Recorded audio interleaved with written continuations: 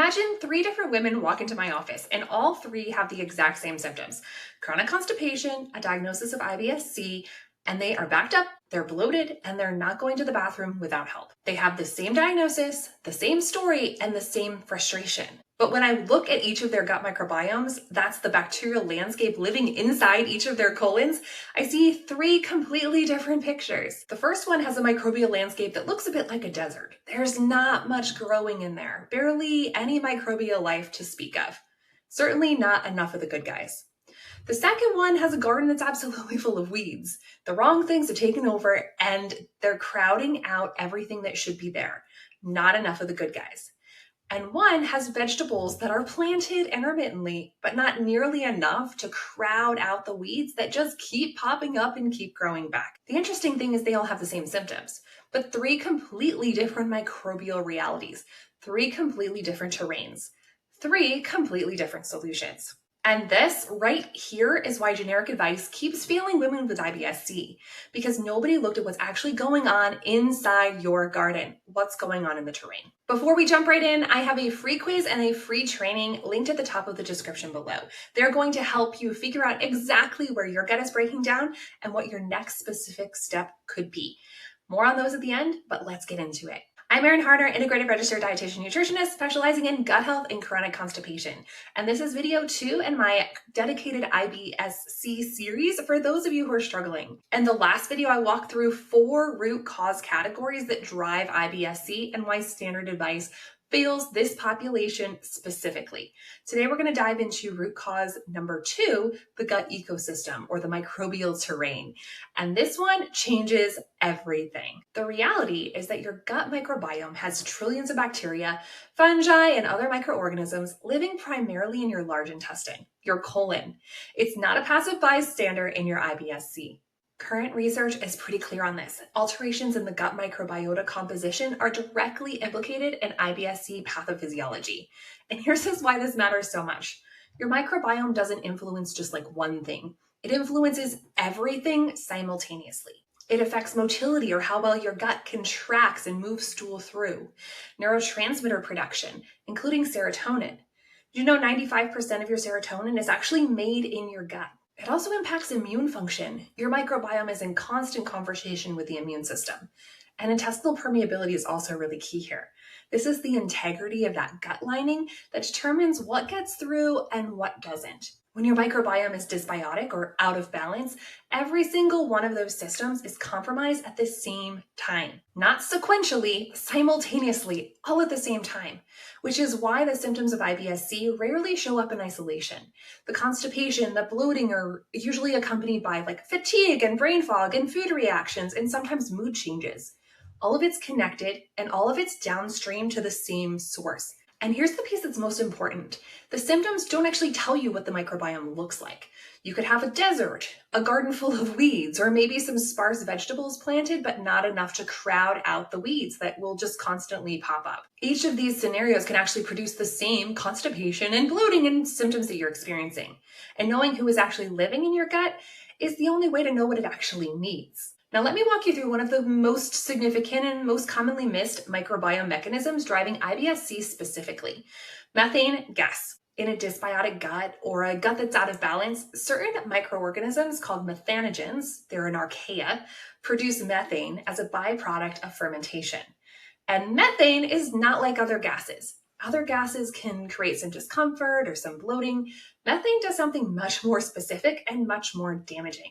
It actually paralyzes the gut's peristaltic action, those wave-like muscles that contract and move stool through the intestines. Methane suppresses those contractions directly. So here's what happens. Things start to slow down. Stool starts to sit longer than it should. More fermentation happens earlier on. More methane is produced, and the constipation gets worse. Not because you're eating the wrong things, not because you need to eat more fiber, because the microbial process is actively suppressing your gut's ability to move. When this is present in the small intestine, this is now called intestinal methanogen overgrowth, or IMO, previously referred to as methane predominant SIBO. And it is disproportionately associated with IBS-C compared to other IBS subtypes, which means if you have IBS-C and you also have significant bloating alongside the constipation, this mechanism is one of the first things that's worth investigating. You've got to find somebody who can help support you on this. And here's why this matters so much for treatment. You cannot laxative your way out of IMO. You cannot fiber your way out of it. The mechanism driving the constipation is microbial in nature. And until you address the microbial piece, you're just pushing against a wall and not going anywhere. The second major microbiome mechanism that I want you to understand is butyrate. And this one is just as important as methane. Butyrate is actually a short-chain fatty acid that's produced by specific bacteria in your colon. These bacteria ferment certain types of fiber, specifically prebiotic fibers and resistant starches, and produce butyrate as a byproduct. And butyrate does two things that matter enormously for IBS-C. First, it's the primary fuel for your colonocytes. These are the epithelial cells that line your colon wall, and they rely on butyrate to run. When butyrate-producing bacteria are depleted, those cells are underfueled.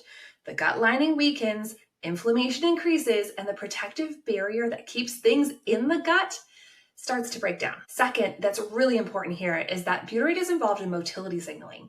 It actually helps regulate the nerve activity that drives peristaltic contractions, those contractions that push food and stool through. So a depleted butyrate producing community doesn't just mean an inflamed gut lining, it also means slower gut movement, which for IBS-C, where motility is already compromised, compounds the problem significantly. The good news here is that we can actually feed the right substrates to butyrate producing bacteria to help them produce more butyrate. That's not a passive process, it's something that you can actively support. And it starts with what you feed your gut before you add anything else. And here's what happens in IBS-C when the microbiome stays dysbiotic over time and nobody addresses it. We see a lot of food sensitivity start to develop. Not because you suddenly become allergic to foods that you've eaten for years, but because a weakened gut lining and a dysregulated immune system start reacting to proteins that a healthy gut would handle without any issue. Foods that were fine become problematic. The safe food list gets smaller. Intestinal permeability increases, and that's commonly called leaky gut, or if we want to be fancy, intestinal hyperpermeability. We start to see food particles and other things that should be staying in the gut start crossing the lining and triggering immune responses throughout the body. This creates low-grade systemic inflammation and shows up as fatigue, brain fog, skin issues, joint discomfort, and mood changes, among many other things. The whole system feeds back on itself. More inflammation means more dysbiosis. More dysbiosis means more inflammation. And the constipation and bloating that started the whole thing just keep getting worse. And sadly, this is the cascade that keeps women with IBS-C stuck for years. Not because they aren't trying, because nobody looked at the gut microbiome as the thread that's running through all of it, connecting all the pieces together. Now, I want to address something that I see pretty often, and I'm going to be pretty direct about it because it's genuinely important. A lot of women with IBS-C have been told or have concluded on their own that something bad is living in their gut and they need to kill it. This could be antibiotics, aggressive antimicrobial herb protocols, prolonged elimination diets, kill-first approaches that treat the microbiome like an enemy to be defeated. And most of the time, not always, that is exactly the wrong approach. Because here's the thing, if your microbiome looks like a desert, killing everything off will make it look more like a desert. If your microbiome looks like a sparse vegetable garden, wiping things out doesn't give the vegetables more room to grow. It just removes more of the structure that was holding them in place in the first place. A kill protocol without terrain restoration, without rebuilding the terrain of the gut, is like pulling every weed out of the garden and leaving the soil bare for new weeds to pop up, often faster than before. And this is exactly why testing matters so much, because the exact same symptoms, constipation, bloating, being backed up and uncomfortable, can arise from completely different microbial landscapes. And what helps the garden that looks like a desert looks nothing like what needs to help the garden that's full of weeds. Treating your gut based on symptoms alone without knowing what's actually there means we're guessing. And in a system this complex and this interconnected, Just guessing leads to protocols that don't work and symptoms that sometimes get worse. You are an N of one. Your microbiome is unique to you. It's as unique as your fingerprint. Your next step should be informed by what's actually living in your gut, not by some generic protocol someone designed for some generic random person. So what does it actually look like to support the microbiome in IBS-C? I want to walk you through this in the right order because this is really important. Sequence matters here just as much as it does everywhere else in gut health. Step one, we're going to feed the terrain before you add anything to it. Before I introduce probiotics or fermented foods with clients, I always start with prebiotics and resistant starches. These are specific fibers that support beneficial bacteria that are already living in the gut that can also help support butyrate production. Think green bananas or slightly underripe bananas. These are high in resistant starches. Also, cooked and cooled potatoes or rice. The cooling process actually increases resistant starch in the food. Oats can be super helpful. The reason we start here before adding new bacterial strains is that you need to prepare the soil before you plant the seeds. If the environment isn't ready to support beneficial bacteria, the probiotics and fermented foods won't take hold the way you need them to. Feed first, and then we're going to plant second. Step two is we're going to introduce fermented foods slowly and carefully. In IBS-C, I love starting with fermented carrots with ginger and cucumber pickles. Both are low FODMAP, they're gentle on a sensitive gut, and the ginger in the carrot recipe actually really helps stimulate upper GI motility and calm bloating. So you get a 2-for-1. So you're getting both a therapeutic benefit alongside the probiotic benefit. I actually have YouTube videos showing exactly how to make both of these, and I'll link those in the description below. The key word here is start very slowly. Not a full serving, maybe a half a teaspoon or a teaspoon. Give your gut time to adjust before increasing. A sensitive, dysregulated IBS-C gut can react to fermented foods if you introduce too much, too fast. And unfortunately, that reaction often gets incorrectly labeled as a food sensitivity when it's actually a volume and pacing problem. You just went too fast. Go slower. Step three, we sometimes introduce targeted probiotic support. Once the terrain is being fed and fermented foods are being tolerated, this is where specific probiotic strains come in. And I want to be very clear here because this matters enormously. Not any probiotic off the shelf, specific strains that have research to support this particular population with IBS-C. Two that I use with clients pretty often are Bifidobacterium infantis 35624. I know it's a long name, which has research for reducing abdominal discomfort and bloating in IBS.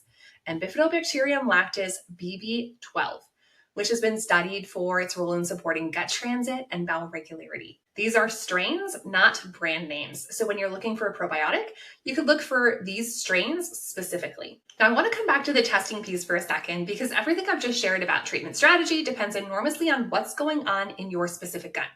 In my practice, I primarily use 16S sequencing for microbiome assessment, sometimes quantitative PCR or whole genome sequencing, depending on what we're looking for.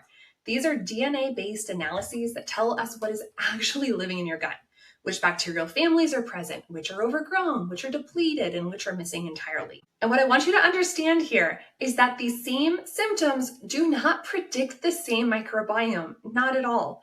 The desert, the weed garden, and the sparse vegetable patch all walk in with constipation and bloating. But the desert terrain needs rebuilding from the ground up. The weed garden needs terrain restoration so beneficial bacteria can crowd out the weeds. And the sparse vegetable garden needs some targeted feeding and planting so the beneficial bacteria start to grow in abundance. These are 3 different strategies, and none of them are interchangeable. And symptoms alone actually cannot tell you which one you're dealing with. This is the fundamental problem with generic protocols, including really well-meaning ones. They're designed for a hypothetical average person with IBS-C. You are not a hypothetical average person. You are a specific person with a specific microbial landscape that has developed over your entire lifetime. And knowing what's actually there allows us to build a strategy that actually works for you. So here's what I want you to take from this video. Healing your microbiome for IBS-C or chronic constipation is not about finding the enemy and going after it. It's not about destroying the enemy. It's about creating the conditions for the right bacteria to grow and thrive and crowd out what doesn't belong naturally over time with support. You feed the soil first, then you plant, then you tend. And here's the thing about a garden. It doesn't thrive on random watering and occasional attention. It thrives on consistent care. Consistent rhythm. The same principle applies to your gut. A microbiome that's being asked to rebuild in a chaotic, stressed, erratically fed gut will struggle. Whereas one given consistent rhythm, diverse nutrition, and targeted fiber support, and the right bacterial seeds will respond beautifully. Function follows rhythm, and your microbiome is no exception. If this video helped you see your gut symptoms through a completely different lens, the next step is figuring out what your specific microbiome landscape looks like and where your rhythm is breaking down. I actually have a free training called Still Bloated and Backed Up that walks you through the 3 gut rhythm mistakes I see most often in women with IBS-C and chronic constipation, and exactly what to do about them. It's the best place to start, and the link is at the top of the description.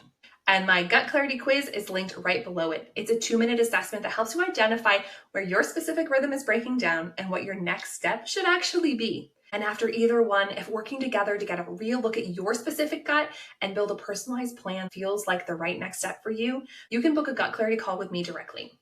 If this video finally explains something that's been confusing you for a long time, give it a like and subscribe to the channel so you don't miss the next video. And if you haven't watched part 1 of this video series yet, that's your next stop. It covers the full picture of why IBS-C doesn't respond to standard advice and all 4 root cause categories that we're going deep into on this playlist. The link's right here.